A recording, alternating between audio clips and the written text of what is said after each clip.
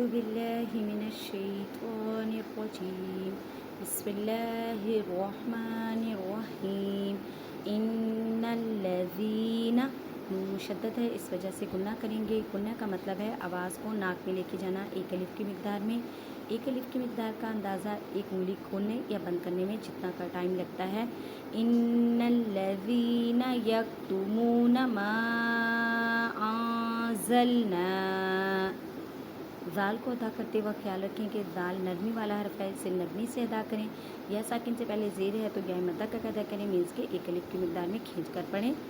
یکتمون، واو ساکن سے پہلے پیش ہے، واو مدہ کا ادا کریں۔ ما، الف سے پہلے زبر، الف مدہ کا ادا، چھوٹی مد ہے، 4 الف کی مقدار میں کھینچ کر پڑھیں۔ ما انزلنا من البینات والہدی،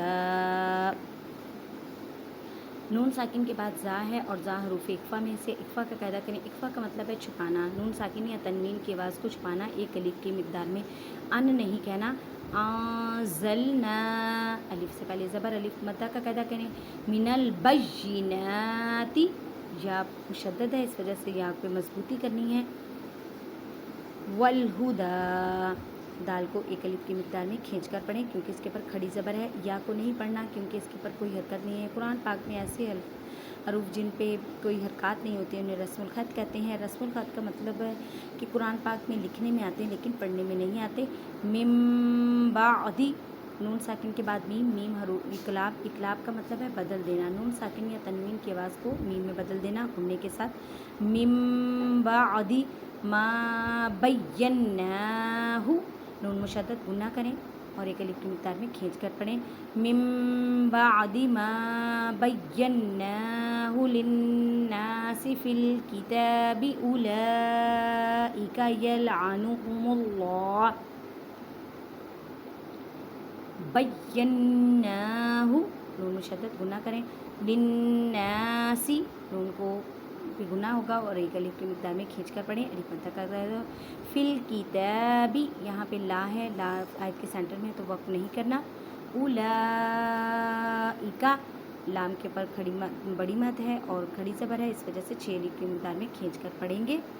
یلعنہم اللہ ویلعنہم اللاعنون، اللہ کے لفظ کو موٹا پڑھیں گے کیونکہ اللہ کے لفظ سے پہلے پیش ہے۔ اب واو ساکن سے پہلے پیش ہے تو واو مدہ کا قاعدہ کریں، مینس کے ایک الف مقدار میں کھینچ کر پڑھیں، یہاں پہ نون کو ساکن کریں۔ الا الذین تابوا واصلحوا، زال نرمی والا حرف ہے اور یا ساکن سے پہلے زیر ہے تو یا مدہ کا قاعدہ کریں۔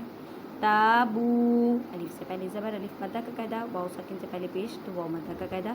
واصلحوا، واو ساکن سے پہلے پیش ہے تو واو مدہ کا قاعدہ کریں۔ وبینوا فاولئک اتوب علیہم، وبینوا، واو ساکن سے پہلے پیش، واو مدہ کا قاعدہ کریں۔ فاولئک اتوب، واو ساکن سے پہلے پیش، واو مدہ کا قاعدہ کریں۔ علیہم، یا ساکن سے الف زبر یا لیم، ان کے نرمی سے کریں۔ وانا التواب الرحیم، ان الذین کفروا وماتوا وہم، ان الذین، نون مشدد گنہ کریں، زال کو نرمی سے ادا کریں، زال کو ایک الف کی مقدار میں کھینچ کے پڑھیں، را کو پر پڑھیں، مینس موٹا پڑھیں۔